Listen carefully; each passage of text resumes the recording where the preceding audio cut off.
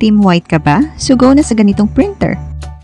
So hello mga kabangers, welcome back to my YouTube channel, and for today's video ay panibagong budol na naman po ang ating i-unbox. But before that, don't forget to click the subscribe button and hit the notification bell para po updated pa kayo sa ating mga susunod pang mga videos. So mga kabangers, ang i-unbox natin today ay na-order natin noong 9.9 sa Shopee or noong last September 9. So bali delayed siya dumating dahil sa masamang panahon at sa bagyo.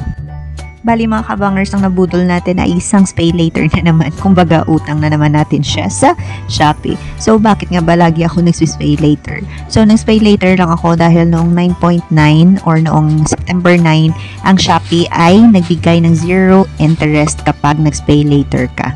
Actually mga kabangers ay matagal ko na talaga itong gustong orderin at naka-add to cart lang siya. At that time ay wala talaga akong planong umorder pa. So, ang ginawa ko dahil bored ako. So, tiningnan ko yung shipping fee at magkano lahat yung babayaran ko. At nagulat ako kasi 0 interest din siya. At the same time, nagka 1,000 voucher ako. So, dahil dun sa 1,000 voucher ay nagka-guts ako na orderin siya. At dahil din dun sa 0 interest. So, ayun, in-order ko na lang siya. At ito na siya, dumating na.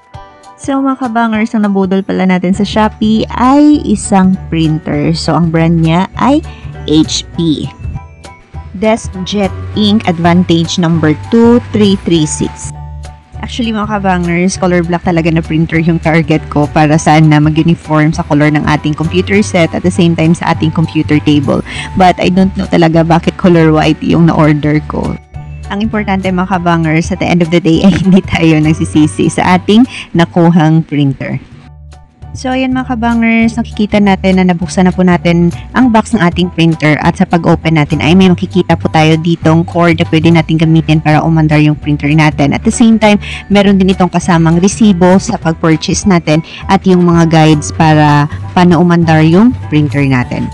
Thank you so much HP. At the same time, thank you so much sa ating courier kasi safe na safe yung printer natin na dumating at wala pong damage ito. Nagustuhan ko talaga ang na-purchase natin na printer at sobrang saya ko pagkakita nito at pagkabukas. I don't know, maybe because ito yung kauna-unahang printer sa buong buhay ko or maybe nagandahan talaga ako kasi maganda yung quality niya. That's why masaya po tayo. Ang kinagandahan po sa printer na ito ay madali po siyang i-assemble, kaya nyo na pong i-assemble kahit po hindi na kayo magtanong sa seller. At the same time, may kasama po itong guide para ma-assemble natin siya at kung paano natin siya i-set up ng maayos. Hindi na din kayo mamomblema kasi meron po itong kasamang ink, so the color black at the same time yung tricolor niya. And don't worry din po kasi nasa guide po yung tamang paglalagay ng ink natin sa ating printer. So mga kabangers, napakadali lang po maglagay ng ating ink sa ating printer. Basta sundin nyo lang po ng maayos yung guide natin. And also, makikita nyo na rin sa lalagyan ng ating printer kung saan natin ilalagay yung color black and yung tricolor. And then, kapag ilalagay nyo na ay i-press nyo lang ng mabuti para hindi na malaglag. So mga kabangers, ang ating printer pala ay mayroong tatlong klase ng cord na pwede nating pagpilian kung anong outlet ang meron tayo. So, ayan na mga kabangers, nakapresto na po yung printer natin para mas madali po tayong mag-set up ng ating printer. So, nasa guide po natin yung gagawin natin para sa ating next step, which is kailangan po nating mag-download ng ating HP Smart software. So, pwede po natin siyang i-search sa Google yung HP Smart software para ma-download natin, or pwede rin tayo dumirect doon sa link na binigay nila sa guide. So mga kabangers, kailangan po talaga nating mag-download ng or mag-install ng HP Smart software para po makapag-set up tayo ng maayos kasi kapag hindi po tayo mag-install ay hindi rin po tayo makakapag-print. I-open na natin at atin na pong i-set up.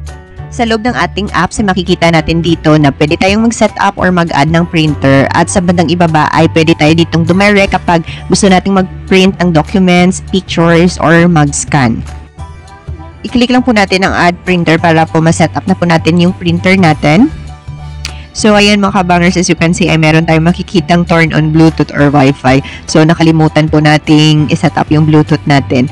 And, of course, if your computer ay merong Bluetooth, ay pwede lang natin siyang i-turn on. But, if wala naman, ay don't worry kasi meron siyang free na cord na pwede nating isaksak sa ating computer at i-connect sa ating printer. So, ayan mga kabangers, ang printer natin ay na-detect na at pwede na nating i-add. At ayan mga kabangers, atin lang pong i-click ang ating printer at atin lang pong sundan yung mga instructions para po matapos na ang pagsiset at the same time ay makakagamit na tayo ng ating printer. So, ayan, finally, complete setup na po tayo. Like I said kanina, ay pwede po tayo mag-direct printing ng ating documents, photos at the same time mag-scan dito sa ating apps. And also makikita natin dito ang status ng ating ink if gaano pa siya karami at kung i-replace na natin ito. So, ayan mga kabangers, magta-try na po tayo ng print sa ating printer. So, ito, meron na tayo ditong sample. So, ginawa ko ay mga letters lang na nilagyan ko ng different colors. So, ayan, ready na ang ating printer. And let us print na para matingnan natin kung maganda yung quality niya or meron pa tayo ditong i-adjust or wala na.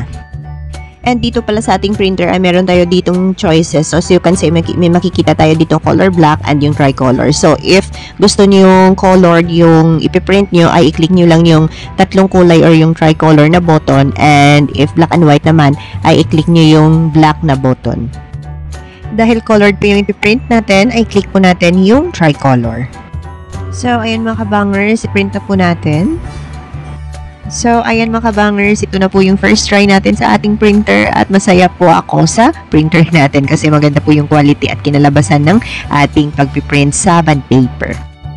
So, that's all for today's video mga kabangers. Thank you so much for always supporting our video and I hope nakatulong po ang video na ito para sa pagde-decide nyo if ever na bibili kayo ng printer. But, wala pong halong biro. Maganda po yung quality ng printer. At the same time, maganda rin po yung printer natin.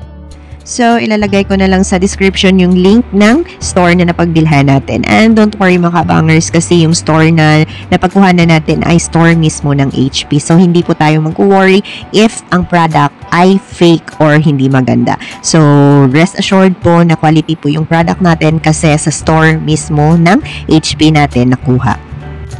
So, have a good day, enjoy your day, and God bless everyone. Bye-bye!